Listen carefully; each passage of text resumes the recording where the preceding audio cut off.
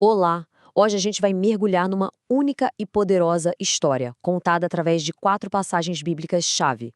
É uma jornada que começa com uma escolha que literalmente mudou o mundo e termina com o anúncio de um começo totalmente novo. E para começar, vamos pensar juntos nisso aqui. Como é que uma única decisão pode de fato mudar o rumo de tudo? Porque é exatamente assim que a nossa história começa, com uma escolha feita num jardim que ecoa por toda a história. Bom, nossa primeira parada é lá em Gênesis, capítulo 3. Imagine só, um cenário perfeito e no meio dele uma conversa. Uma conversa aparentemente simples, mas que vai preparar o terreno para uma virada monumental. Olha que interessante a estratégia usada aqui. A serpente não chega forçando nada, ela persuade. Primeiro ela planta aquela sementinha da dúvida sobre o que Deus disse, depois ela nega de cara a consequência. E por fim, vem a isca, uma promessa tentadora de poder, de conhecimento, de ser como Deus. É um plano de 3 passos que se mostra, bom, devastador. E então acontece. A mulher come o fruto, oferece ao marido e ele também come. E nesse exato instante, tudo, absolutamente tudo, muda.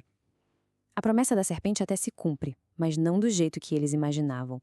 O texto diz que, de repente, os olhos deles se abriram.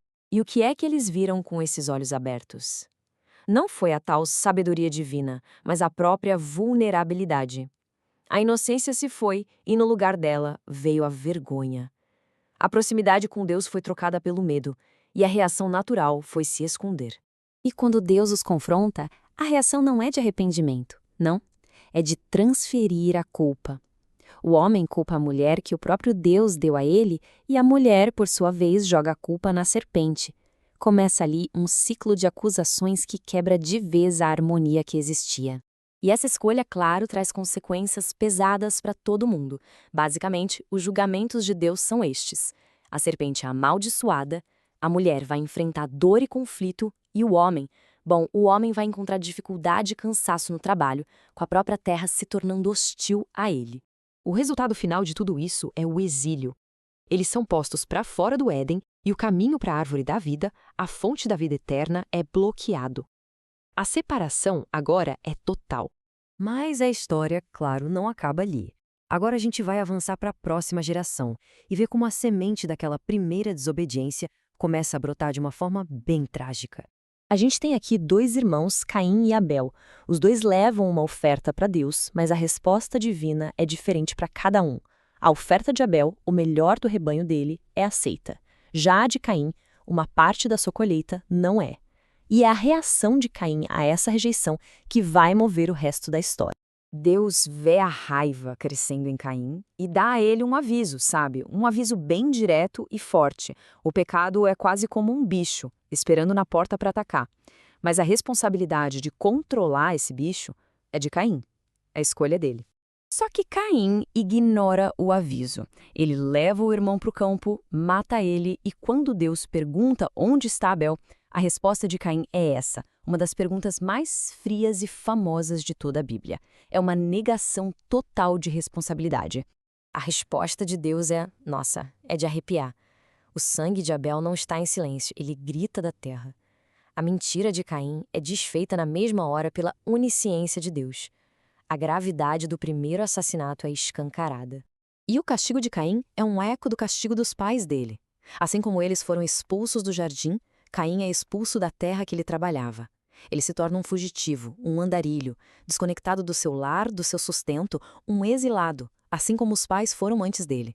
Ok, então a gente viu o problema se estabelecer, né? O pecado, o exílio. Agora, a narrativa dá um salto gigantesco no tempo, de séculos. E lá no livro de Mateus, a gente começa a ver um vislumbre de uma solução. Mas essa solução nasce num mundo cheio de perigo. A situação aqui é de vida ou morte, literalmente. A vida do menino Jesus está sob ameaça imediata. Guiados por avisos em sonhos, a família dele precisa fugir às pressas para o Egito para escapar de um massacre de crianças ordenado pelo rei Herodes. É uma história de proteção divina no meio de uma ameaça terrível. E o ponto crucial para Mateus, o autor do livro, é que nada disso está acontecendo por acaso. Cada passo dessa jornada perigosa, a fuga para o Egito, a dor pela morte das crianças, até o lugar onde eles finalmente vão morar, Tudo isso é apresentado como o cumprimento de antigas profecias. É como se ele dissesse, mesmo no meio do caos, tem um plano maior acontecendo. E isso nos leva à peça final da nossa narrativa. A história volta para o deserto, um lugar simbólico, onde uma nova voz aparece para preparar o povo para o que está prestes a acontecer. Essa é a mensagem central de João Batista.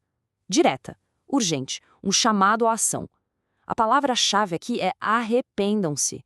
É um convite para uma mudança de mentalidade, de direção, uma condição para receber o tal reino dos céus que ele anuncia.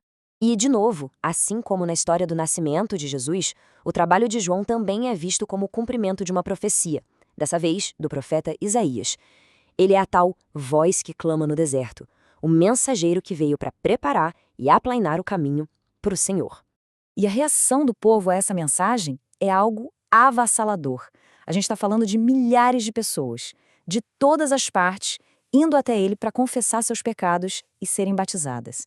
Não foi um evento pequeno, foi um movimento popular gigantesco, que mostrava uma sede enorme por mudança. E assim a gente fecha o círculo. Começamos com o ato de desobediência que levou ao exílio, à separação, e terminamos com o chamado ao arrependimento que atrai multidões, prometendo a chegada de um novo reino. A pergunta que fica no ar é justamente esta: se um caminho levou para fora do jardim, para onde será que este novo caminho pode levar?